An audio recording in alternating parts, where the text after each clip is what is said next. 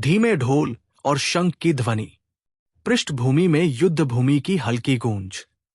Narrator गंभीर धीमी आवाज में, कुरुक्षेत्र, जहां धर्म और अधर्म की अंतिम लड़ाई लड़ी जा रही थी।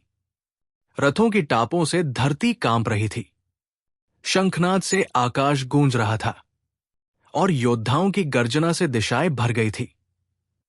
इसी युद्ध भूमि पर खड़ा था एक युवा बालक, जिसकी आंखों में आग थी, हृदय में सिंह का साहस था। वो था अर्जुन और सुभद्रा का पुत्र, वीर अभिमन्यु। आज वही अभिमन्यु एक ऐसी चुनौती के सामने था जो उसकी परीक्षा लेने वाली थी, उसके साहस को अमर करने वाली थी। ये थी चक्रव्यूह की लड़ाई। संगीत तेज होता है और धीरे धीरे अगले सीन की ओर बढ़ता है। धीमा संगीत, शंखनाद की गूंज। नैरेटर गंभीर आवाज में, कुरुक्षेत्र की भूमि, महायुद्ध का दिन। आकाश में गूंजते शंख, नगाड़ों की धमक और रथों की गर्जना। आज मैं सुनाने जा रहा हूं उस वीर बालक की कथा, अर्जुन पुत्र अभिमन्यु की। संगीत तनावपूर्ण, पृष्ठभूमि में सैनिकों का शोर।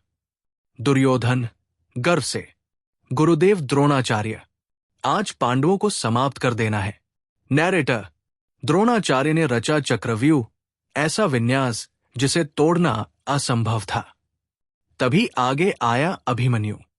अभिमन्यु दृढ़ स्वर में, मुझे इसका प्रवेश मार्ग ज्ञात है, मैं रास्ता खोल दूंगा, आप सब मेरे पीछे चलिए।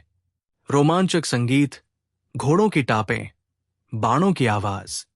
नैरेटर उत्साह से, अभिमन्यु रथ पर सवार हुआ, धनुष खींचा और बिजली की गति से बाण छोड़े। उसके वार से दुश्मन घबराए, सैनिक गिर पड़े।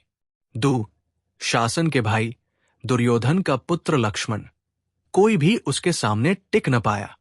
संगीत थोड़ा भारी, गंभीर। नैरेटर लेकिन जैसे जैसे वो चक्रव्यूह में गहराई तक गया, पीछे से कोई पांडव उसके साथ न पहुंच सका। अब वो अकेला था और सामने थे द्रोण, कर्ण, अश्वत्थामा, कृपाचार्य और दुर्योधन। शत्रु योद्धाओं की आवाजें गूंजती हुई, घेर लो, रोक लो इसे। सीन 5, अंतिम संघर्ष। तेज नगाड़े, तलवारों की टकराहट, गदा और बाणों की आवाज। नैरेटर जोश से, अभिमन्यु ने एक एक कर सबको चुनौती दी।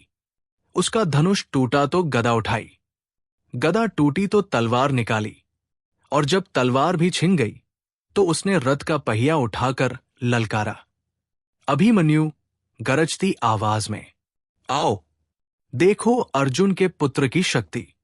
संगीत चरम पर, तेज युद्ध, धीमा भावुक संगीत। नैरेटर धीमी गंभीर आवाज में, लेकिन छल से, भीड़ से कौरवों ने उस वीर बालक को थका दिया। आखिरकार अभिमन्यु भूमि पर गिर पड़ा, पर उसकी वीरता अमर हो गई। सिर्फ 16 वर्ष का था वह, पर उसने दिखा दिया कि योद्धा की पहचान उसकी आयु से नहीं, उसके साहस से होती है। आज भी जब वीरता की गाथा कही जाती है तो सबसे पहले नाम लिया जाता है अभिमन्यु का।